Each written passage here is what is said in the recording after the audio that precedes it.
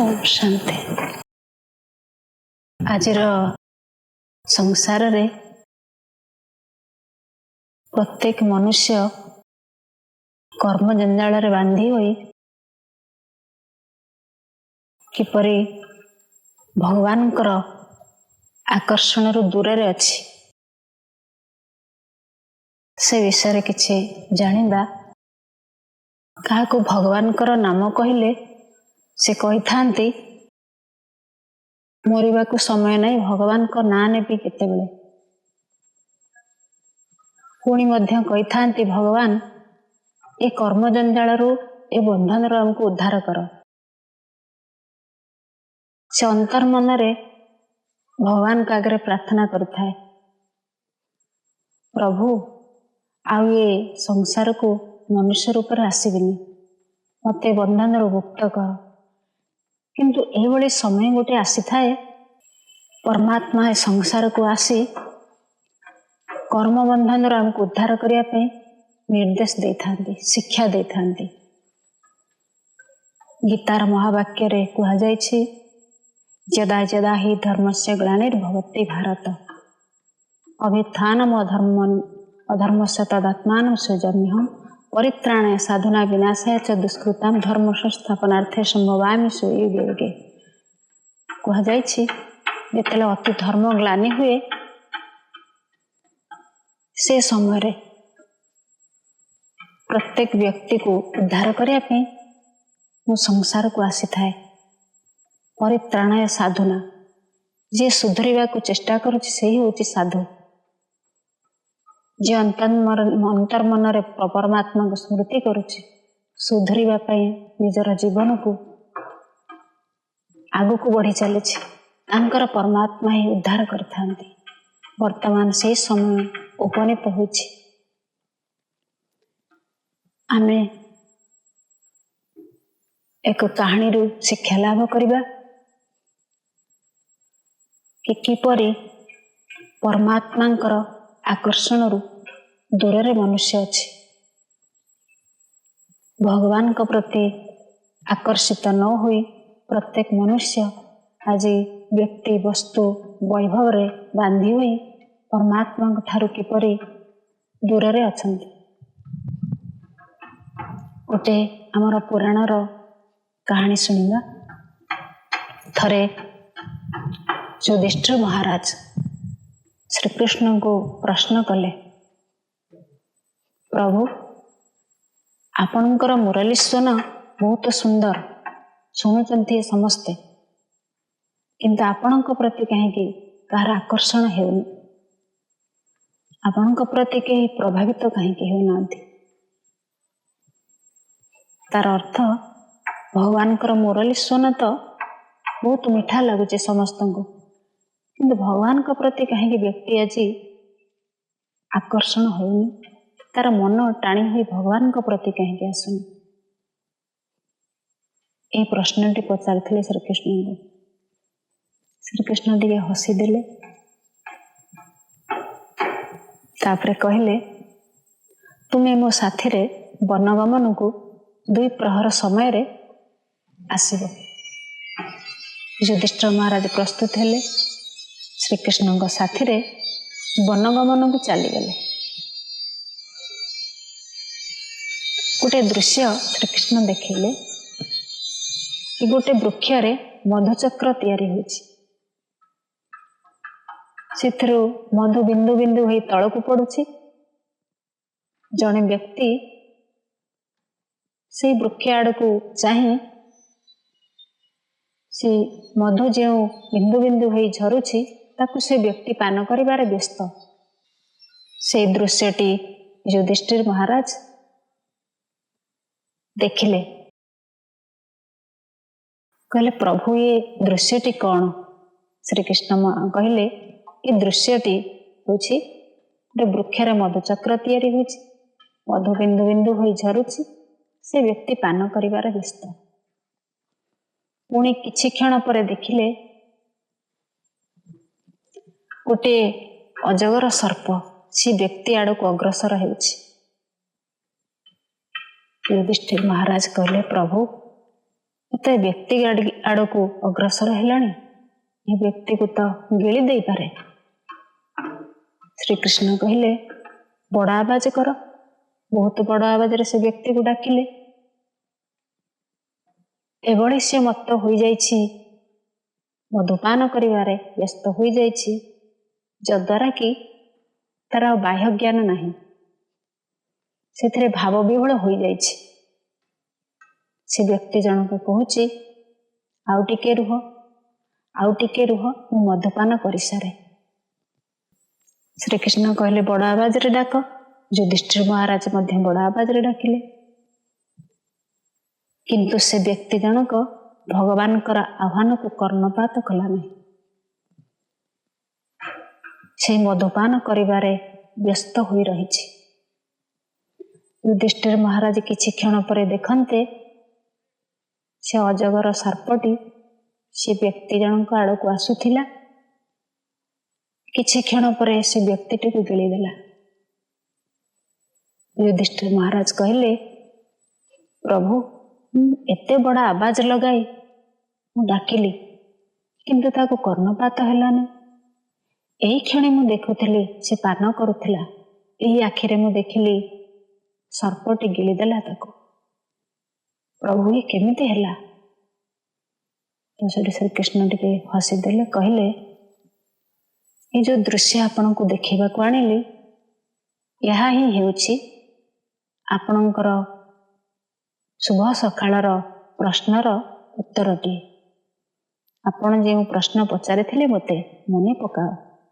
କ'ଣ ପଚାରିଥିଲେ ଯୁଧିଷ୍ଠିର ମହାରାଜ? ପଚାରିଥିଲେ, ଆପଣଙ୍କ ପ୍ରତି ବ୍ୟକ୍ତି ଆଜି ଆକର୍ଷଣ କାହିଁକି ହେଉନାହିଁ? କ'ଣ ପାଇଁ? ଆପଣଙ୍କର ମୁରଲୀର ସ୍ୱନ ତ ଭଲ ଶୁଭୁଛି, କିନ୍ତୁ କାହିଁ ଆପଣଙ୍କ ପ୍ରତି ଆକର୍ଷଣ ହେଉନି ଆଜିର ସଂସାରର ବ୍ୟକ୍ତିମାନେ? କାହିଁକି ହେଉନି? ଏଇ ଦୃଶ୍ୟ ହେଉଛି ଆପଣଙ୍କ ପ୍ରଶ୍ନର ଉତ୍ତର।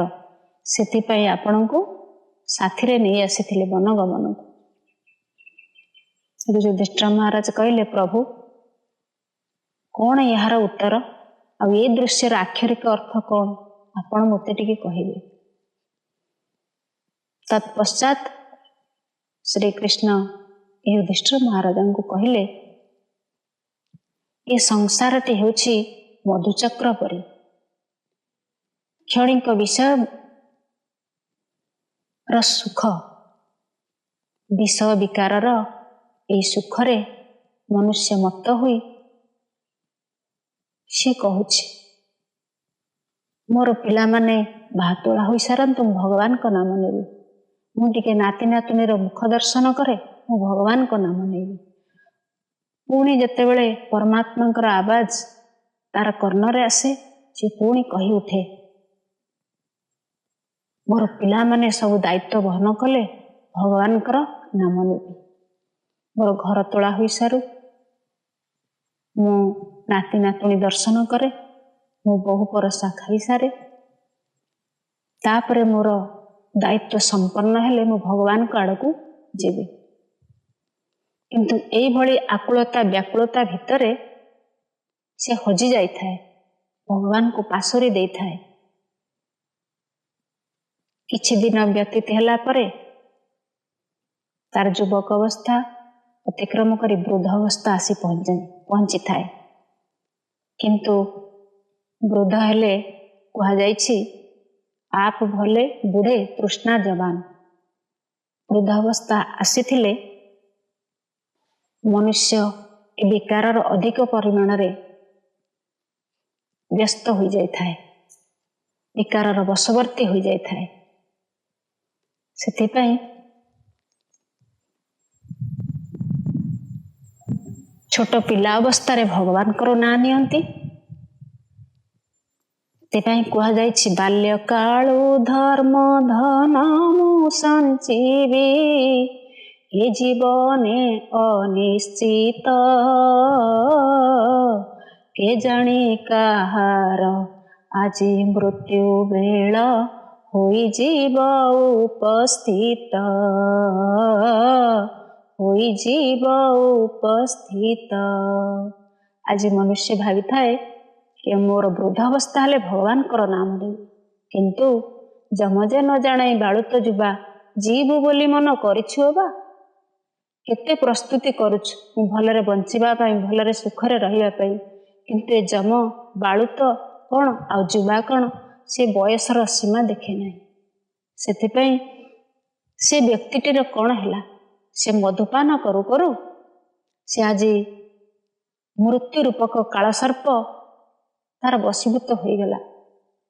आज प्रत्येक संतान मानक परमात्मा दूत संदेश बाहक जाई प्रभुंकर संदेश दे आसुचंती किंतु मनुष्य आज विषय विकार क्षणिक सुखरे एभली मत्त हो जाइछि भाव विहल हो जाइछि भगवानकर नाम को से कर्णपात करूना किंतु एभली समय आसे जो कि मृत्यु रूपक अजगर सर्पर मुखरे से चली जाए सिना किंतु सारा जीवन काल रे प्रभुंकर नाम नहीं पारेनी पुण्यर पुंजी से जमा करि पारेनी सेतिपई आमे ए संसार को आसीछे कौन पाई मु किए केउठु आसीछि केउठा को जीवी व्यक्ति पाखरे ताहार उत्तर नहीं कह जाइछि कह कह कह रे भाई मु किए मु किए मु किए सेही मुटी चली गले भाई देह गोटी जड़ा हुए कह कह रे भाई मु किए मु किए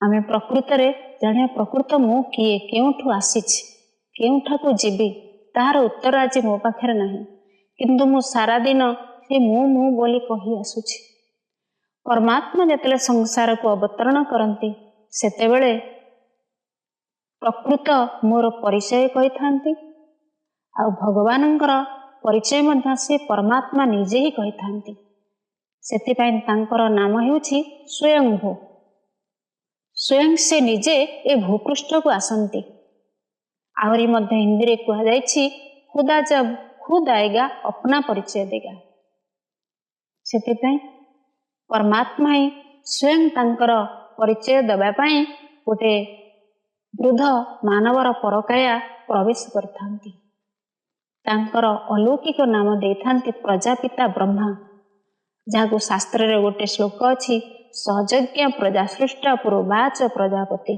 अनेन प्रसविष्य धमिष्ट कामधुकम कहा जाइछि सेतिपई परमात्मा से प्रजापिता ब्रह्मा से होचंदी आदि पिता से होचंदी संसार सृष्टिकर्ता तांको माध्यम रे नूतन दैवी सृष्टिर सर्जना करुछंती सेतिपई कहा जाइछि कलिजुगर अंतिम समय रे योगिनीगण द्वार द्वार बुलिबे समस्तंकर मुंड बिकिबे तार अर्थ कौन समस्तंकर मनोबुद्धि को ठीक करेंगे से राजयोगी तपस्विनी तपस्वीगण से परमात्मा संदेश बाहक से घर घर बुलिबे योगिनीगण द्वार द्वार बुलिबे प्रभु संदेश देवे समस्तंकर मनोबुद्धि को परमात्मा आड़ को नहीं जाए से आजिर ए शुभ समय आसी पहुंची कि परमात्मा सानिध्य को लाभ करिबा आम पाखरे किछि समय थिले मध्य आमे भगवानकर कथा को सुनिबा पई समय बाहर करिबा कहा जाइछि रुच न रुच खा पिता बुझे न बुझे सुने गीता सेथिपई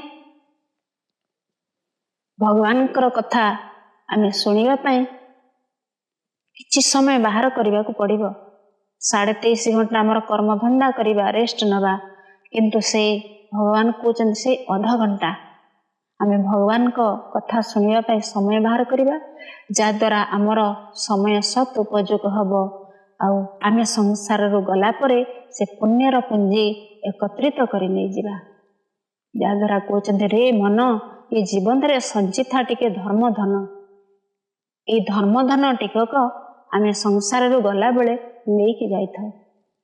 ओम शांति।